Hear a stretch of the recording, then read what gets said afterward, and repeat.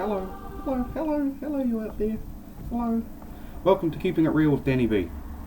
The only way I know how to do things. So today, how do I even begin?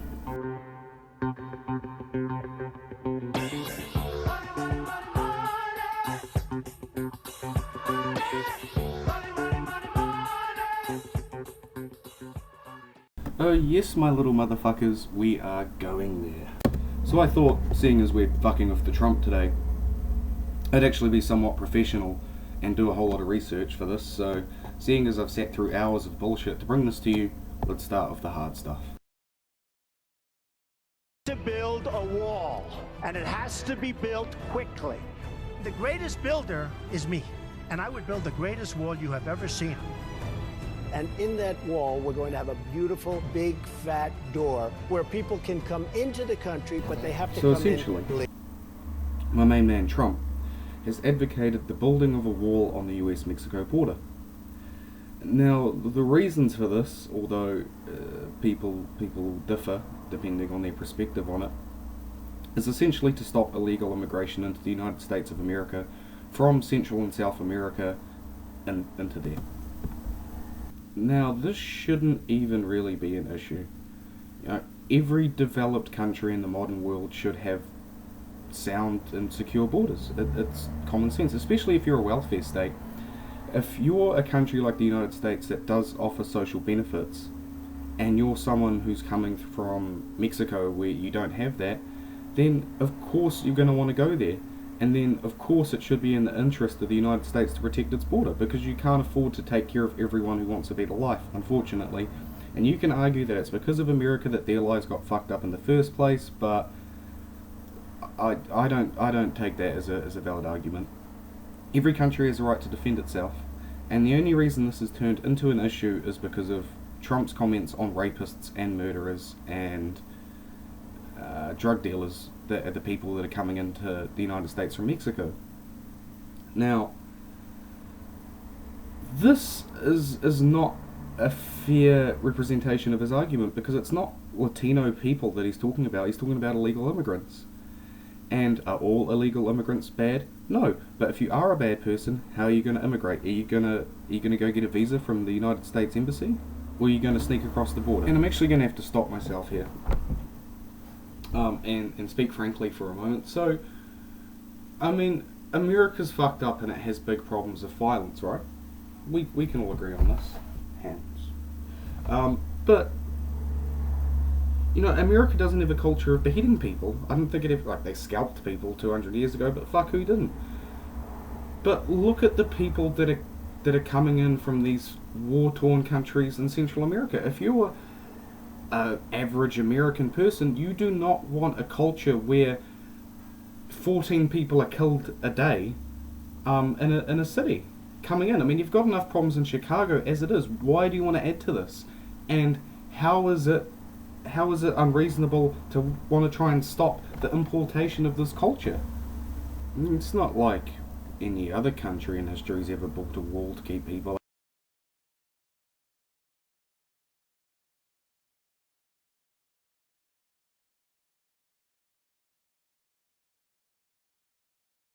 So was it racist and ignorant of the Romans to try and stop the Picts coming into England? Was it bigotry that made the Chinese build a wall to stop the Mongols or whoever fucking came along from the barbarian steppes to get in? Was it ignorance and racism and bigotry, or was it just common sense? Was it trying to stop people from a less civilized part of the world coming into a more civilized one and fucking it up because they don't bring the same value set that the people that live there have? Now, it may not be fair of me to conflate these three walls together, because those two ancient ones were built to stop people from raping and looting and pillaging and all those other fun things that we miss out on in the modern world. Whereas Trump's wall is more about just securing a border and ensuring that you can check everyone that comes through. And that is fair and common sense, and it needs to happen in the United States. You can't have 30, 40, 50, 60 million illegal immigrants in a country. You can't do that in the modern world. We live in an age of documentation and of systems and everything else, and it's the only way you can get 6 billion people to work. You can't have people flying under the system, and it's been going on like this in the States for too long. and it needs to change. And he's spot on with his comments about the people that are coming through, because as I've said, the best people are going to do it legally. You know, bad people are going to do it illegally. The people that you don't want in your country, you're going to want illegally, and America is dependent upon immigrant labour. So it's not like they can just stop bringing Mexicans in. I don't think that's what he's saying. And again, something I'm going to touch on a bit later on, but this is the problem with his opponents, is that they try and turn what he's saying into something completely different. They try and turn "we need a wall so we can control our border" into "you're a racist and you hate Latinos." No one hates Latinos.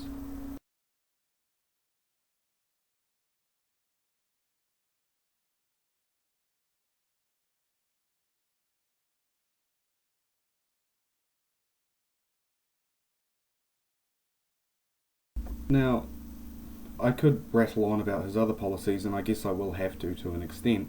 I don't want to get lost in the nuts and bolts of this, but the rest of his policies essentially focus on two things: domestic reform and foreign policy. Now, domestic reform is stuff like trying to get the government out of the health insurance business, which is a terrible idea to an extent, because Obamacare and the idea of bringing in universal healthcare to the States is fantastic, but the way it's been done is terrible. So he's talking about doing that better. Things like the Veterans Association, and getting them better healthcare, which is shocking. You know, that you send all these people off to war and they come home and they blow their brains out. It's something like 11 a day in the States, so that definitely needs some serious attention. And then there's Second Amendment rights, which is the right to bear arms in the United States, which is fundamental, at least to a country like the United States. It may not make any sense to us here, but it works there, and it works there for a variety of reasons. His other policies are getting the Europeans to take more responsibility for global order and for paying for things like NATO, which they should. You know, we can't bitch at America for being the world's policeman and then bitch at America when it doesn't do it. You know, that's the catch-22 of it, is that we expect America to keep the world safe, but we call them bullies, and then when they don't, we say they're failing to fulfill their duty. So, which one is it, people? And I think Donald Trump's got a very smart line on this.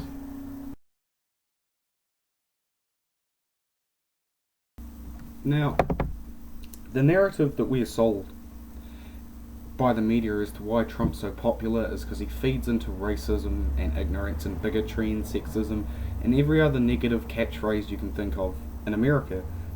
If that's the case, then in the primaries, this motherfucker has won in New Hampshire, Massachusetts, Illinois, Illinois, Michigan, Hawaii, and Vermont. Now, why do people in Hawaii give a fuck about Mexico? I don't think they do. Do you think people in Michigan, which is one of the most racially mixed states in the United States, do you think they're all racist and ignorant and bigots? And I think the thing with Trump that's lost on so many people is just how many people he appeals to. Like I was saying before, the nuts and bolts of Trump's policies, whilst they are good, isn't what makes him good, it's his wide-reaching appeal. So who does this motherfucker appeal to? Now, the first motherfuckers to jump onto the Trump train, which is what we're going to call it now, it's now the Trump train, was trolls. Because, just like anyone, no one ever expected this motherfucker to come this far, but the idea of it was so funny that fuck yeah, I'll vote for Trump just to see what happens, just because it's funny, just because it's fucked. So trolls was stage number one. Do you think he has that kind of thinking, and do you think it has a racist tone to it? He is not a racist. And let me just say this here. He is leading with the African American. He is not a racist. That's right. So let's not call him that. That's what right. He is real. That's right. What he wants is to bring America back this way. That's right. What he wants is to keep us safe and create jobs for America. Hang on a second. Ladies, hold on. You're getting Omarosa out of her seat. No, sorry for the poor video quality there, but I think the point there is quite sound. That black people in America, just as much as white people, are sick of this social justice warrior PC shit. The reason they like Trump is because he's real. And that's the same reason a whole lot of other people like Trump is, because you don't have to like what he says, but you can't deny that's what people think, and that's real. And not only that, he's an incredibly aspirational character. You know, he is the American dream. He got given $1 million from his dad, made a fortune, lost a fortune, made another fortune. He's a real business success story. He's a winner. And that appeals to black people just as much as it does to anyone. And saying that it doesn't is more racist than saying that Donald Trump is racist. What, because they're black they can't like him? And now for everyone else with a brain. Now, I discussed before about Trump's policies and why that would appeal to intellectuals, because it's about opening up and freeing up policy from government control, which and there's a big libertarian streak in America, and what libertarianism essentially means is freedom from government control. You do what you want, the government doesn't tell you what to do. The government's job is borders, military, and trade, and everything else the government has nothing to do with. So Trump appeals to a lot of people like that. But I mean, what's made him hugely successful is how he flies in the face of conventional norms. I know that he says things that people think, that people don't want to admit. They whisper to each other, but no one stands up and says it. And because he does, even if he says things that people don't agree with, he says enough that they do that no one else will say, that it's worth putting up with things they don't like to support him. And until you get rid of PC culture, political correctness, until you get rid of the idea that if you're white, you can't comment on anything that's to do with black people, and if you're a man, you can't comment on anything to do with women's issues, that if you're this game of identity politics, this game of dividing people on stuff and saying that you don't have a right to talk about this because you're this, until that stops, Trump will be popular. And I mean, if you look at his opposition, they say that America never stopped being great, and because Donald Trump's catchphrase is "Make America Great Again." But let's have a look at that for a second, and let me cut to a clip here.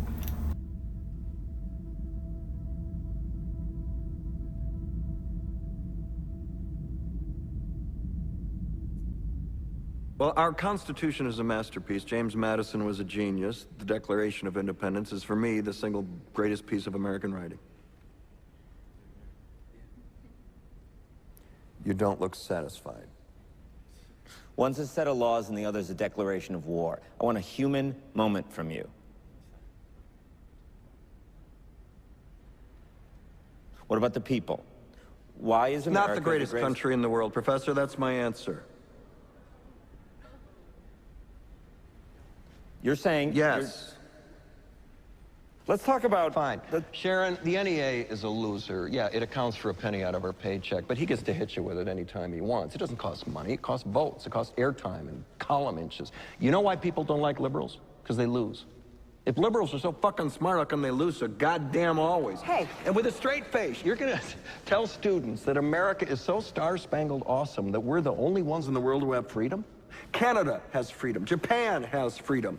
The UK, France, Italy, Germany, Spain, Australia, Belgium has freedom. So 207 sovereign states in the world, like 180 of them have freedom. All right. And yeah, you, sorority girl. Just in case you accidentally wander into a voting booth one day, There's some things you should know, and one of them is there is absolutely no evidence to support the statement that we're the greatest country in the world. We're 7th in literacy, 27th in math, 22nd in science, 49th in life expectancy, 178th in infant mortality, 3rd in median household income, number 4 in labor force, and number 4 in exports. We lead the world in only 3 categories: number of incarcerated citizens per capita, number of adults who believe angels are real, and defense spending, where we spend more than the next 26 countries combined, 25 of whom are allies. Now, none of this is the fault of a 20-year-old college student, but you nonetheless are, without a doubt, a member of the worst generation ever.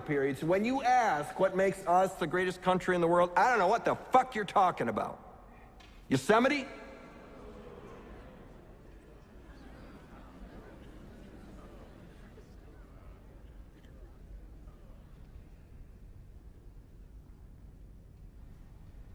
Sure used to be. We stood up for what was right. We fought for moral reasons. We passed laws, struck down laws for moral reasons. We waged wars on poverty, not poor people. We sacrificed, we cared about our neighbors, we put our money where our mouths were, and we never beat our chest. We built great big things, made ungodly technological advances, explored the universe, cured diseases, and we cultivated the world's greatest artists and the world's greatest economy. We reached for the stars, acted like men. We aspired to intelligence. We didn't belittle it. It didn't make us feel inferior. We didn't identify ourselves by who we voted for in the last election, and we didn't scare so easy.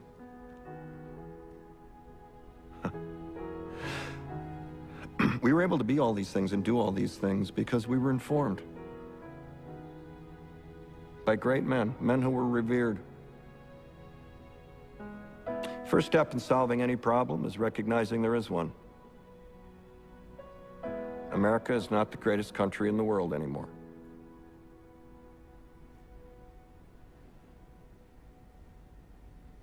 Enough? Boom! Mic drop, motherfuckers. Did that make you feel something? I fucking hope it did. So that's what Trump's feeding into, boys and girls. The fact that people want to tell them that America's still the greatest country on earth when they know something is intrinsically wrong. And Hillary Clinton's never going to fix that. Obama couldn't fix that. It's going to take a dose of reality to fix shit. It's going to take someone who's not willing to listen to, you can't say this, you can't do this. It's going to take some dick and balls to fuck their way out of this problem. Which brings me to my closing clip of this little video, and I think it sums up what Trump is perfectly. But what he is a return of balls to politics. And it's something America's lost, and it's something that appeals intrinsically to people, because people are fucking tired of being told what they can and can't think and say. We didn't fight so hard for freedom of speech and freedom of expression and the right to act and think how you want, to be told that in the name of being nice you can't act in a certain way. That's not actually hurting people, it's not the way that you're supposed to do it. And Trump represents a revolt against that. And in the name of balance, I'll finish off with a brief, white people in America do have a very good reason to be scared because they've been marginalised. They've been marginalised from conversation. People say, well, white privilege, blah, blah, blah, blah, blah.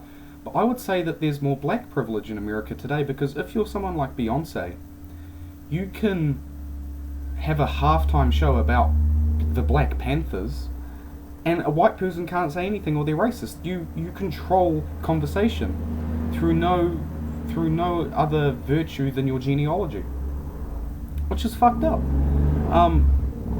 So can you blame ignorant white people, who I don't think are the majority of Trump supporters, but can you blame them for liking him?